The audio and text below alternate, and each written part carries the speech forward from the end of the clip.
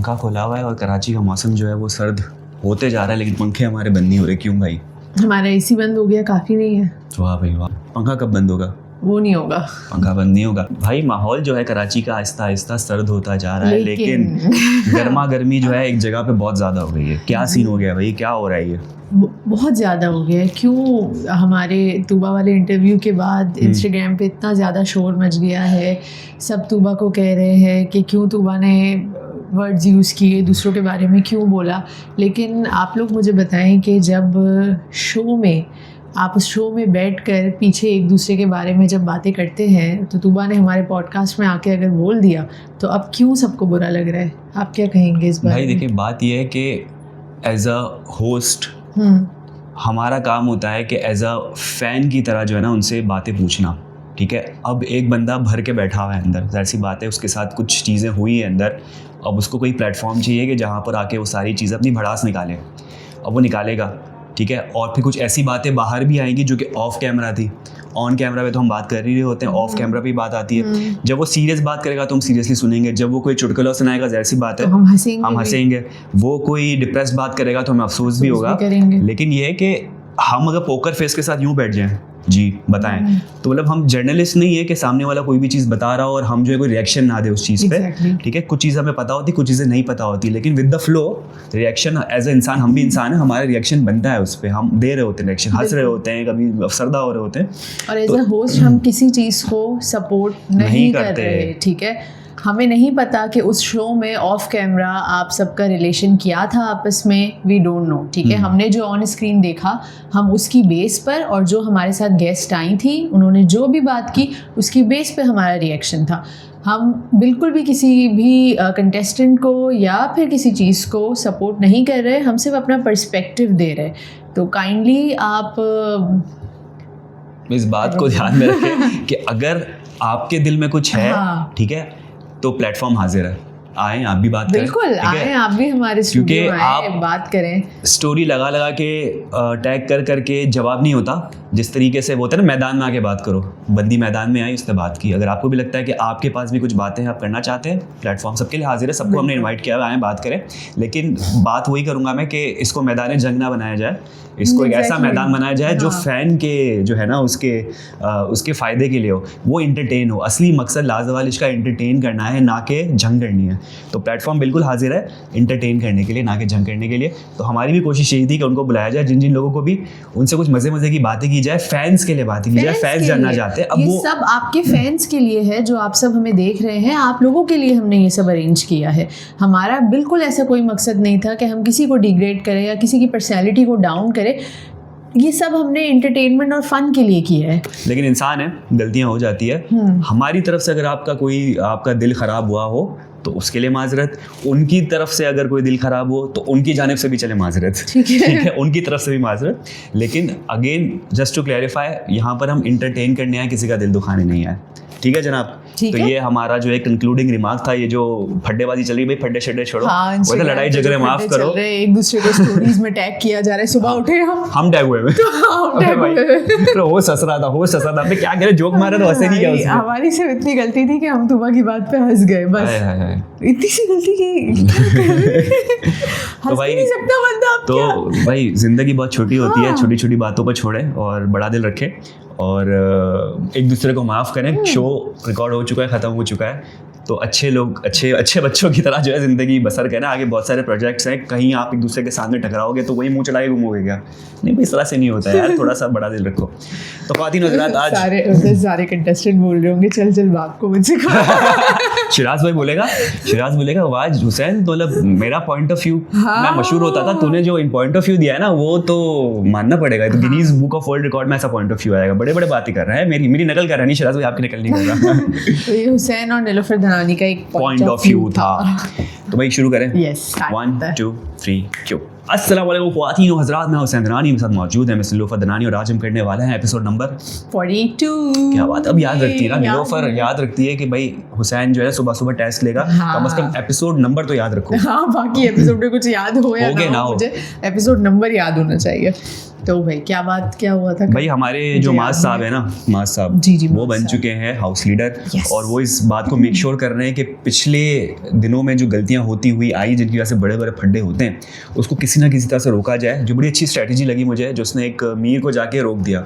मीर बैठ गया था सबके साथ ग्रुप में और वो चीज़ बताने वाला था जो फोटो वाला मामला हुआ तूबा के साथ। तो उसने कहा हाँ रुक जाओ, प्राइवेट चीज़ें नहीं करो डिस्कस। ये चीज़ें अच्छी है क्योंकि इस तरह करने से ना बात ज़्यादा आगे बढ़ती नहीं है, क्योंकि जितने ज़्यादा लोग आपकी बात में इन्वॉल्व होंगे वो उतना स्पाइस क्रिएट करेंगे, वो उतना अपना पॉइंट ऑफ व्यू देंगे, तो फिर बात से बात निकलेगी और फिर मसले होंगे। तो ये माज ने बहुत अच्छा, जन्नत ने बड़ा वैलिड रीजन दिया, किससे वो उरूज से पूछ रही थी जन्नत शायद, हाँ कि भाई ये क्या बात चल रही थी, तो उरूज ने बोला भाई माज ने मना कर दिया, प्राइवेट चीज थी, उसने उसको वहीं रोक दिया। जन्नत कह रही है हम 4-5 लोगों में पता चल जाएगा तो क्या बात हो जाएगी, कौन सी बात है, पूरी दुनिया देख रही है वो कुछ नहीं। लेकिन पता है क्या, दुनिया देख रही है लेकिन दुनिया कुछ कर नहीं पाएगी जिस विला के अंदर हो, इनक्लोज एनवायरनमेंट के अंदर। तो जो खतरा है ना माज को, वो इन लोगों से खतरा है ना कि दुनिया से, क्योंकि रिकॉर्ड हो चुका है ना।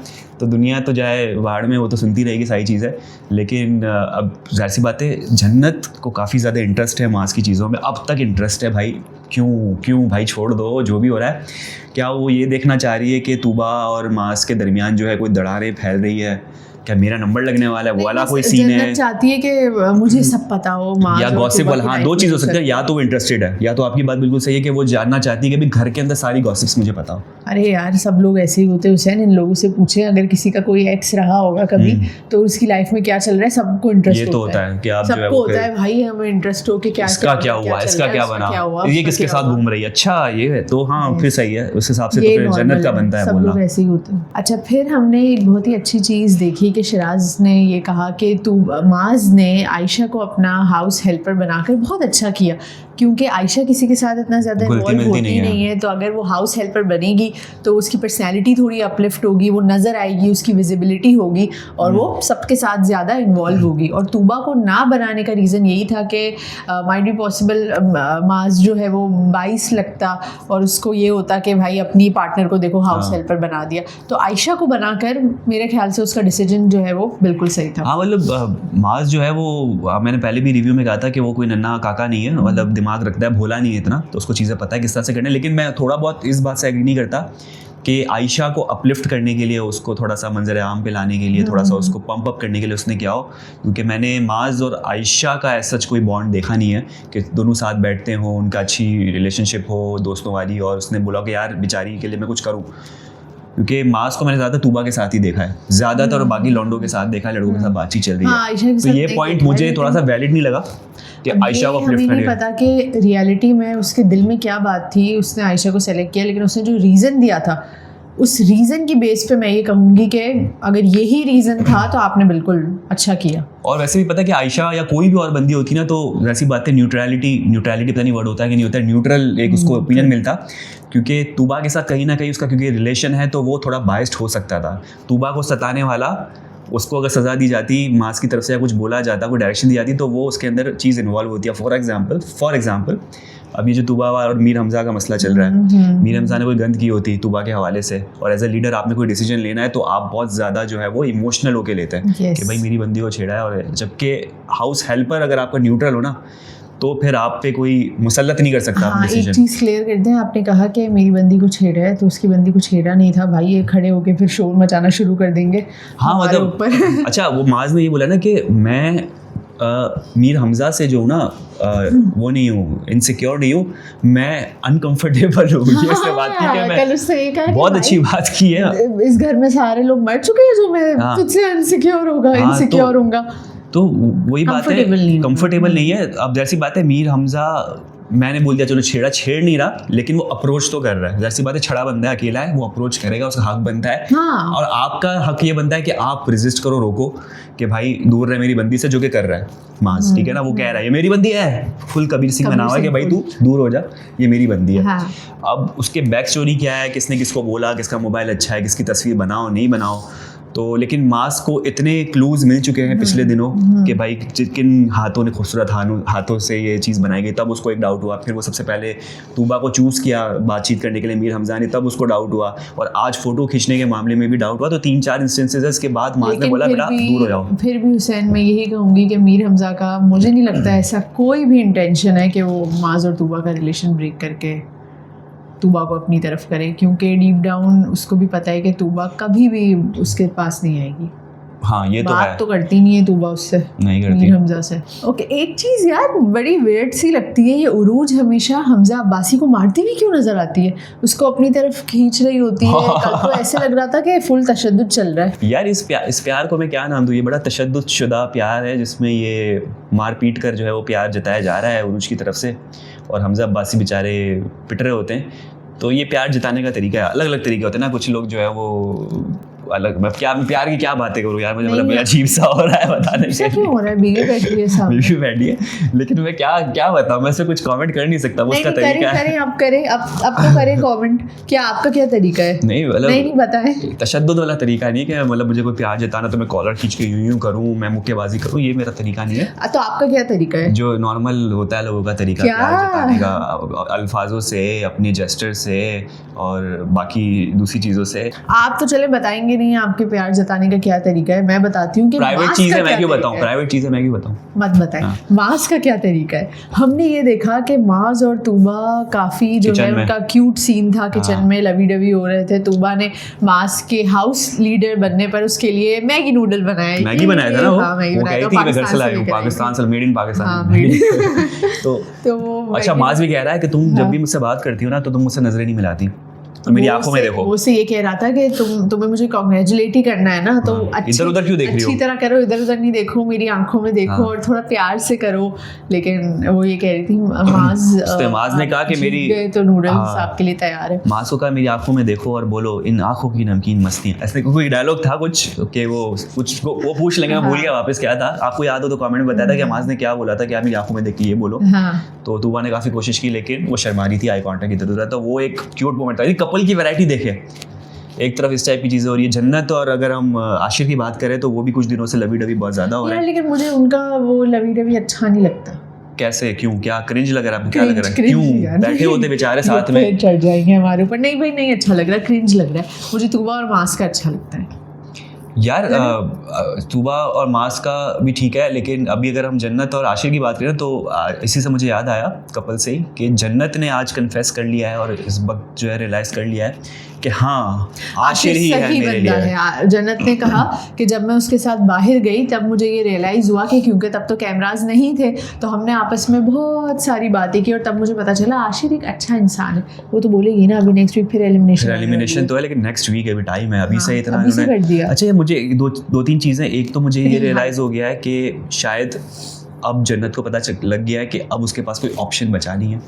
मीर ने तो उनको बहन बना दिया है, माज जो है वो तूबा को छोड़ने को तैयार नहीं है, जुनैद को वो भाई बना चुकी है, हमजा अब्बासी फिट है अपने कपल के साथ, शिराज फिट है अपने कपल के साथ।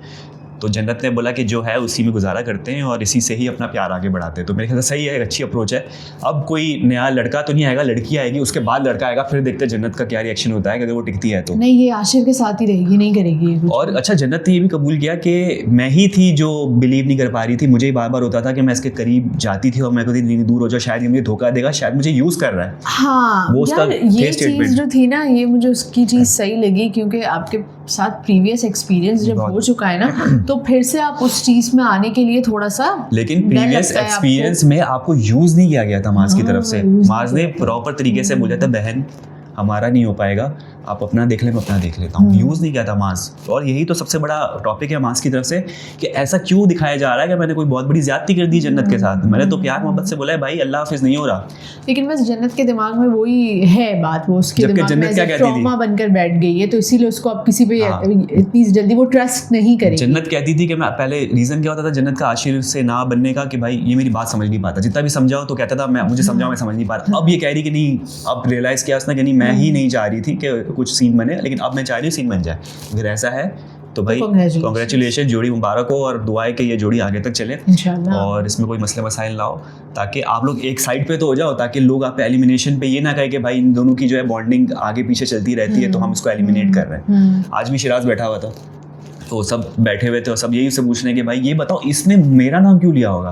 फिर शुरू हो गए, फिर शिराज को कह रहे हैं मुझे बताओ कि जब मैं आया था तो मेरे बारे में आपका क्या ओपिनियन था शुरू के दिनों में। शिराज बने हुए जज, ठीक है, अब्बू सबके वो अब्बू बने हुए और शिराज से सब अपनी वो ले रहे हैं ना कि गाइडेंस कहेंगे, या मैं वर्ड मिस कर रहा हूँ कि वो खुद की पर्सनैलिटी को इवैल्यूएशन मास्टर बने हुए शिराज। अब वो सबको बताते हैं भाई जब तू आया था ना तो 2 दिन तो मुझे लगा था कि भाई तू ऐसा है। वो सारे सुन रहे हैं कि मीर हमजा बोलता अच्छा शिराज भाई मैं आया था तो कैसा लगा था। सारे जमगट्टे लगा गुरु के साथ बैठे हुए, सब गुरु से पूछ रहे गुरु जी मुझे बताया कि मेरे बारे में, मेरा हाथ बताएं, हाथ पढ़ के बताएं मेरा क्या होगा। तो शिराज भाई जो लगाने पे आते हैं ना महफिल, तो बोलने का तरीका ऐसे ना शिराज भाई का घेर लेते हैं बड़े आसानी से, मंजन बहुत अच्छा बेचते हैं और कन्विंस कर लेते हैं किसी को भी।